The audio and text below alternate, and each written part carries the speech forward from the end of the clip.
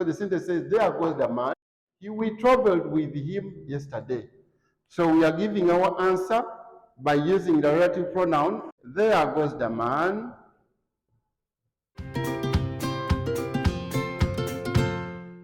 Now, when you look at this statement, the most tricky part is this one. Sometimes they will use it from, if you are talking about maybe borrowing something from someone, maybe they may talk about to whom, like you have given something to someone, like I can say, this is Moses, I gave the pencil to him. I gave the pencil to him. Therefore, you are going to say, this is Moses to whom I gave the pencil. This is Moses to whom I gave the pencil. You are trying to describe what happened between you and Moses. What happened between you and Moses? Like this one. If they are trying to describe what happened between them, these people, and the man. Between these people and the man. Because we have we and a man. So what happened with whom we traveled yesterday? So they are trying to show you that these people traveled with this person. If they say with whom, don't forget this with, because it's one of the problems why our candidates fail such questions. If they say to whom, don't emphasize the candidates not to leave out the word to.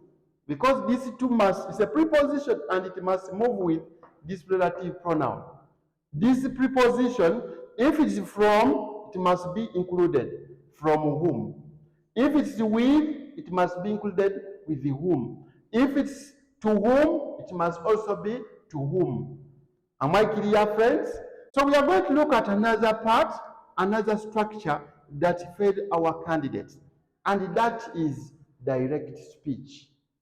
Direct speech is a bit tricky because remember, when you are handling direct speech, you must make sure that your candidates are well conversant with one, the tense. The tense is very important. They must know the tenses. Which tense are we supposed to use in which sentence? Because we have the three major tenses. That is to say, the present tense, the present tense. This present tense, remember, it is divided into other branches or simple branches. So two, this is one. We have the past tense, the past tense. So this past tense is divided also into other small branches.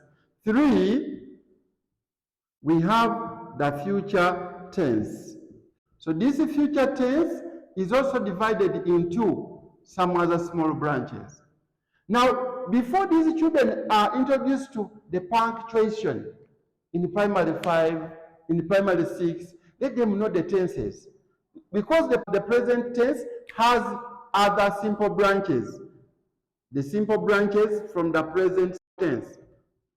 The present tense. What are these simple branches? One of them is called the present simple tense.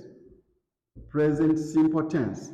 What is the present simple tense? That's when somebody talks about everyday things that we do every day. Like, for example, he comes to school in the morning. He eats food. We go for lunch at 1. We go for supper.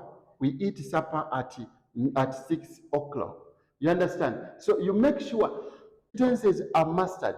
Present simple tense, what does it mean? It means everyday things that we do on a daily basis. Then after knowing this, train the candidates to know about the present continuous tense. What is present continuous tense? There you are talking about things that are happening right at that time, at the very time, at the moment. For example, you may talk about an action that is going on that very time. That's present continuous. It is going on at that very time and it is keep on going. Present continuous tense. Then we have what we call the present perfect tense. Present. What is the present perfect tense? Remember, in this tense, we always have to emphasize to our candidates that they must know that present perfect tense, we use two helping verbs. That is has and have. If the subject is singular, we use has. Tony has eaten supper. Tony has ridden his bicycle. Tony has brought the chairs to the dining. Has, when the subject is singular. When the subject is plural, we use have. Tom and Amos have gone. Tom and Lydia have woven. So this is present perfect tense. Now we have another branch, which is number 4. That is present perfect continuous tense. What is the present perfect continuous tense? You are talking about something that has happened sometime and is still going. Okay? Like we can say, we have been eating. We have been eating. We have been learning. We have been writing. The teacher has been, and it keeps on going. It is ongoing. Present perfect continuous tense. Present perfect continuous tense. Remember, it takes has and have, then the word been, then the action must have ing. The action must have ing. Has been writing. We have been playing. We have been doing the exercise. We have been mopping the dining. We have been, now after these children mastering these tenses, because these tenses, they're also challenging in section B. And remember, they will give the candidates a sentence to change it from direct to indirect speech, but the mind of the tense. Do they know the tense? Because for them, they will just copy and think, yes, everything is okay. But have they identified the tense? Have they identified the actual words of the speaker? Have they identified the reporting verb in the sentence? Because remember, in the direct speech sentence, there are two parts. There is the actual words of the speaker and the reporting verb. The actual words of the speaker, which are enclosed with the quotation marks or the inverted comma, then the reporting verb. Now, yes, these are the major verbs. Now we are going to look at, I'm not going to break this, I've broken this. This one is more or less the same as this. This is present, this is past. Because we have past simple tense, we have past continuous tense, we have past perfect tense, and many others. So we are going to look at some of the direct speech questions. Now, one of the key points you must teach our candidates is that how do we punctuate? How do we punctuate? Now, let them know that the actual words of the speaker carries the punctuation mark. The reporting verb does not carry the punctuation or the quotation marks. How do we quote? If the actual words of the speaker come first, you open the quotation. There are various ways people do this. Others do them like this. Others do them like this. So it's all about the way you have trained your learners. But we are going to do, like for example, a sentence says, Amos has carried the plate. Said Tom. Now they will ask them to punctuate something very simple like this. This is past tense, past perfect tense. Very simple. First teach them to know that these are the actual words of the speaker. From the word Amos to the word plate is the actual words of the speaker. Let them know, let them be aware what are the actual words of the speaker. Then after knowing that these are the actual words, they are there. Now from here, where they say, this is the reporting verb.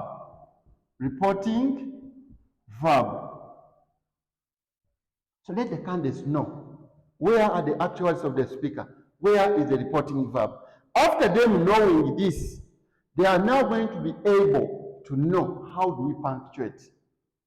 Remember, after opening the quotation marks like this, the next letter must be capital. Either in the middle of the sentence or at the beginning of the sentence, it must be capital. Now here we are saying Amos has carried the plates. The plates. Put a comma. What's the instance of the comma? The comma separates the actual words from the reporting verb. The actual words of the speaker from the reporting verb. What's the reporting verb? Reporting verb simply shows who said the words. Who said these words? That's where you identify who said these words. Like nowadays, these words were said by Tom. So after there, close the quotation. And make sure you space, let the candidate know that they space. If they don't space, they will assume that this is the same. These are different punctuation marks. This is a comma, and these are quotation marks. They must be spaced. Then you write the reporting verb and say, said Tom. Said Tom. Let them put a full stop. That is one way. Another thing they should know is that they sometimes interchange. They will interchange and say, Amos. In reported speech, in direct speech, there is what we call a pattern. There is pattern 1, pattern 2. When you are teaching our country, let them know about the patterns. What is pattern 1? Pattern 1 is when you begin with the verb. Like now, this example I'm giving here. This example I'm giving here is pattern 1. Here, this is pattern 1. We started with the reporting verb, then we ended with the actual words of the speaker. Now the first one is pattern 2, because we ended with the who said what.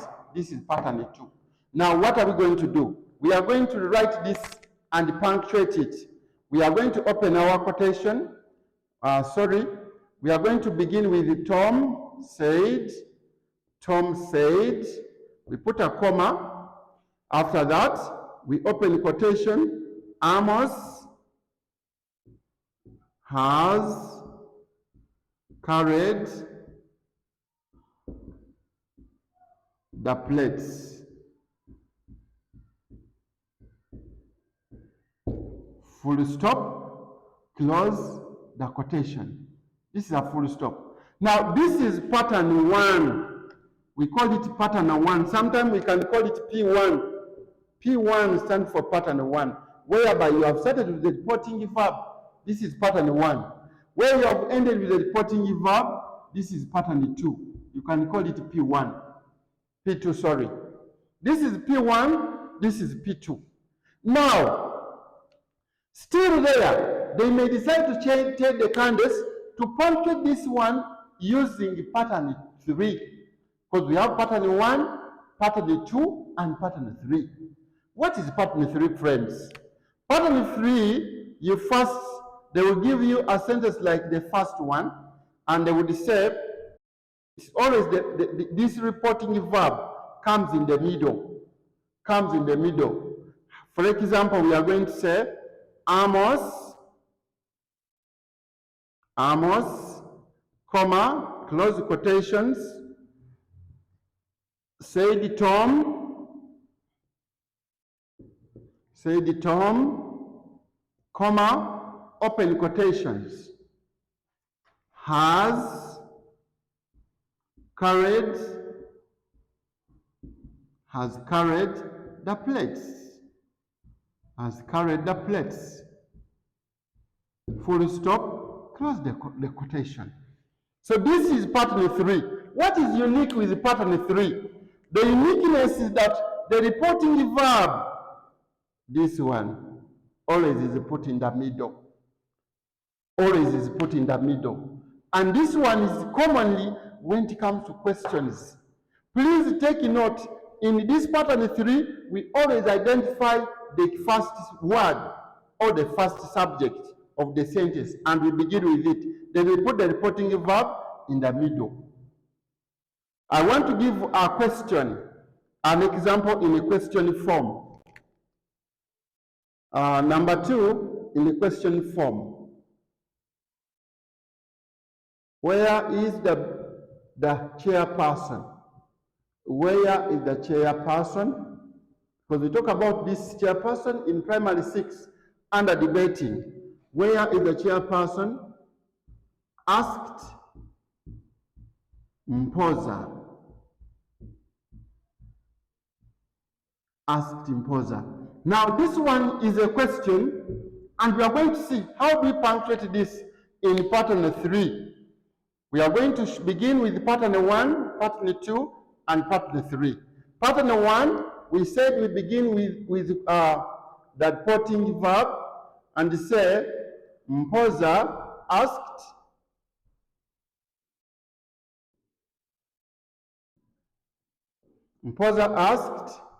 put a comma, open quotation, where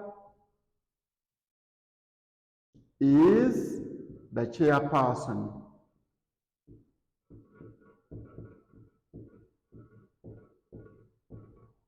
Question mark, close the quotation. That's pattern 1. That's pattern 1. Pattern 2, we are going to say, open quotation, where is the chairperson?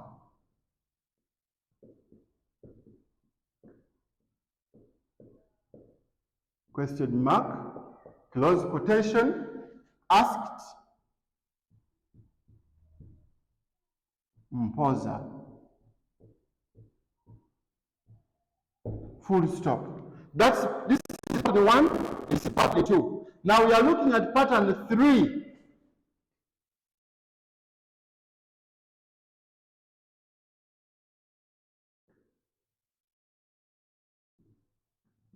Where, comma, asked Mpoza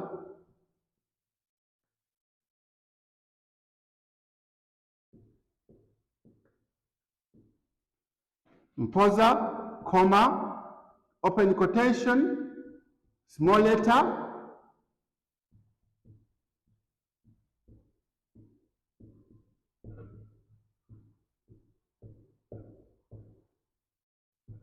question mark.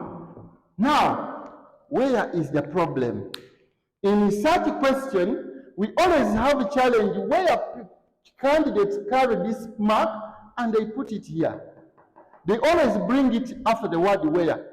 Yes, this is an interrogative word, but because the sentence has not come to an end, so we put the here at the end of the what? The question. Ladies and gentlemen, this question is one of the most failed questions when you go through when you look at PLE analysis. When they are analyzing PLE, if this question came, I believe 90% of the candidates will fail it. So we must train our candidates. This is mostly P6 work. When we talk about debating in P6 first term. When we are talking about hotel in P6 third term, hotel and restaurant, or restaurant, it is there. When we are giving hotel, because hotel, that's where people always quote, peace and security in P5 third term, peace and security, they can get something because they will say, the witness said. Now you quote what did the witness say. This is now where the direct speech is applicable. Remember to tell these children or the candidates that direct speech is necessary, 1, in book writing, in the newspapers, in the Bible, and when they are quoting, like in the law, courts of law. Because the question of the law, in the courts of law, when they are making a statement, when a criminal or a suspect is making a statement, they record exactly what that criminal said. They quote exactly what that person said. That's why we are emphasizing this speech. Because the candidate will ask you, but teacher, why do you teach us about direct speech? Look at the Bible. Whenever they're talking about God, they put a quotation to show what God said. Whenever they talk about Jesus, they put a quotation. In the newspaper, the president said, if what the president said is always highlighted by putting it in quotation marks. Ladies and gentlemen, this is not something very easy. Practice makes perfect. Let the candidate practice as many times as possible, because it looks very easy when we are doing together here. But unfortunately, if a candidate is given alone and has not done enough practice, we will automatically fail it. So I wanted to emphasize more on this.